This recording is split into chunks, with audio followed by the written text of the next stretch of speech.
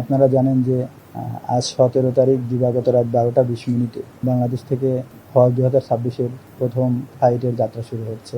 গণপ্রজাতন্ত্রী বাংলাদেশ সরকারের মাননীয় প্রধানমন্ত্রী হজ ফ্লাইটের আনুষ্ঠানিক উদ্বোধন করবেন। আনুষ্ঠানিক উদ্বোধন উপলক্ষে ইতিমধ্যেই হজ ক্যাম্প প্রস্তুত করা হয়েছে। হজ ক্যাম্পের সার্বিক ব্যবস্থাপনাকে আমরা একদম নিখুঁত পর্যায়ে নেবার জন্য সর্বতভাবে চেষ্টা করছি। হজ ক্যাম্প ইতিমধ্যেই অনেক হজযাত্রী এসে উপস্থিত হয়েছে।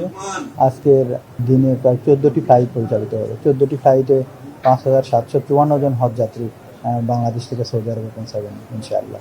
আমরা আল্লাহর রহমতে আমাদের যে মুআল্লিম কাজী রফিকুল ইসলাম উনি খুব ভালো মানুষ। উনি আমাদের আইনে যেসব জায়গায় রাখছে খুব ভালো এবং খাবার টাবার সবই ঠিক আছে, পরিষ্কার পরিচ্ছন্ন। আমাদের ধর্মমন্ত্রী কয়েকবার এসে আমাদের দেখে গেছেন, তিনাকে ধন্যবাদ জানাই। ঠিক আছে, তারেক রহমান উদ্বোধন করে যাবে, এটাও ধন্যবাদ জানাই। আল্লাহ যেন আমাদের শরীরটা সুস্থ রাখে, আল্লাহ যেন আমাদের জীবনের গুনাহ মাফ করে, ঠিক আছে, এই জন্য যাচ্ছে আর কি।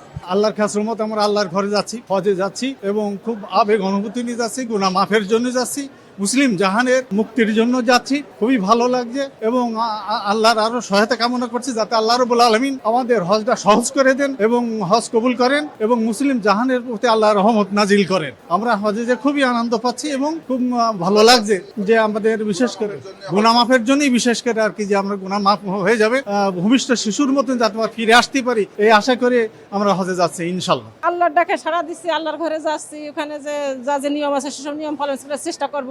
আর সন্তানদের জন্য, প্রতিবেশীর জন্য, তারপরে মৃত ব্যক্তি যারা আত্মীয় আছে এবং মুহাম্মাদি উম্মতের জন্য দোয়া করব। বড় ছেলে ওই পর্যন্ত পৌঁছে দিয়েছে, এখানে জামাই মেয়ে ঢাকায় আছে, তারা আসছিল এখানে। কষ্ট তো লাগিছে একটু, ওখানে গেলে অনেক কষ্টের জায়গা, হয়তো ফিরে আসবো কিনা এরকম থাকে ভয়। আর যদি ফিরে আসি তাহলে বড় আশা বা খুশির কথা। এখন আমি আর আমার স্ত্রী আমরা ঢাকায় থাকি, বাড়ি চাঁদপুর। পরিবেশ ভালো, সুন্দরভাবে হচ্ছে, কোনো বিশৃঙ্খলা নাই। আল্লাহ যাতে আমাদের সহজ করে কবুল করে এই দোয়া করবেন। এবং আজকে আশা করি 12টা 20 ফ্লাইটে যাচ্ছে, প্রথম ফ্লাইটই ইনশাল্লাহ যাতে ঠিকঠাক মতো ফ্লাইটটা থাকে আর কি। অনুভূতি ভালো লাগতেছে, বুঝতে পারতেছেন যে অনুভূতিটা একটু কাতর হয়ে গেছে আর কি। সেটাই এটা অনেক দিনের স্বপ্ন ছিল। আমার বাবা আমার জীবিত নাই, আর আমি সরকারি চাকরি করছি, চাকরি থেকে অবসর, সদ্য অবসর যাওয়া আর কি। সদ্য মতো অবসর গেছি আমি জুন মাসে। এই বছর আমি হজটা করতে পারতেছি। উনি আমার বড় ভাই, উনি দোয়া চাইলেন আর কি, আমার ওয়াইফের বড় ভাই আর কি। আর আমার 2 মেয়ে দোয়া করি যে ওদের জন্য। এক মেয়ে দেশে বাইরে আছে, আর মেয়ে দেশে একা রেখে যাচ্ছি যাতে সে ভালো থাকে আর কি।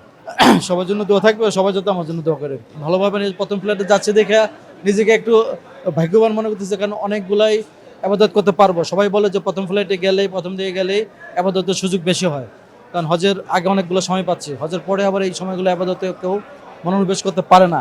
তো এই সময় আমি নিজেকে ভাগ্যবান মনে করি এবং আমি চেষ্টা করব যে আল্লাহর আবাদতে মশগুল থাকবো।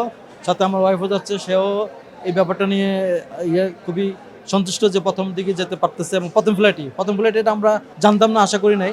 আমরা জানি হয়তো আমাদের প্রথম দিকে হবে, কিন্তু পরে দেখলাম এটা প্রথম ফ্লাইটই। আমি যখন থেকে প্রিপারেশন নিয়েছি এখানে যাওয়ার, তো আমার খালি একটা চিন্তা ছিল যে আমি যখন কাবা ঘর দর্শন করব তখন যে আমার ভিতরে কি প্রতিক্রিয়া হবে আমি বলে শেষ করতে পারবো না।